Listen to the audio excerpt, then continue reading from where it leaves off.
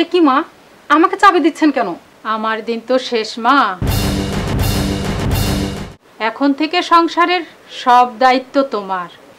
না মা না, এ কথা বলবেন না। আপনার দিন শেষ হবে কেন? পাগলি মেয়ে, চিরদিন কেউ বাঁচে? সবাইকে একদিন সব কিছু ফেলে চলে যেতে হয়। আম্মা, আমি কাল একটু বাবার ওখানে যাব। সে তো ভালো কথা, অবশ্যই যাবে, তবে চাবির গোছা সঙ্গে নিয়ে যাবে আর ফিরে এসে দায়িত্ব পালন করবে।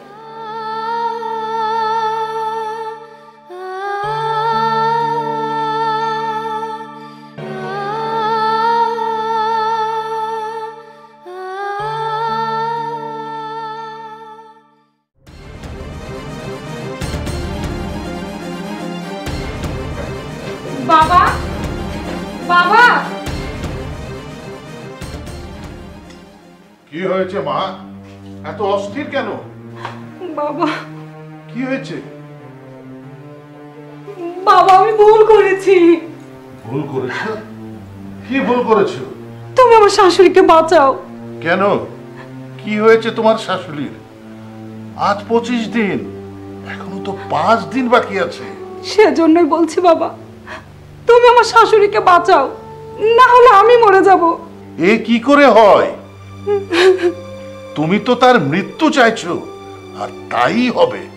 না বাবা না, এ কথা বলো না। তুমি আমাকে ওষুধ দাও, আমার শাশুড়ি মাকে বাঁচাও, ওষুধ দাও। কাজু, আমি তোমার পায়ে ধরছি বাবা, তুমি এমন একটা কিছু করো, এমন একটা ওষুধ দাও যেন আগের ওষুধের সব অ্যাকশন নষ্ট হয়ে যায়। ওঠো মা, ওঠো, ওঠো, আর কেঁদো না। তোমার শাশুড়ির কিচ্ছু হবে না। বাবা। হ্যাঁ মা, আমি জানি মানুষকে ভালোবাসলে ভালোবাসা পাওয়া যায়, মানুষের মন জয় করা যায়। তাই তোমাকে তোমার শাশুড়ির জন্য আমি ভিটামিন যুক্ত ওষুধ দিয়েছিলাম। ভিটামিন যুক্ত ওষুধ খেলে শরীর ভালো থাকে। আর তুমি তো জানো মা, শরীর ভালো থাকলে মানুষের মনও ভালো হয়ে যায়। বাবা, সত্যি বাবা তুমি মহান।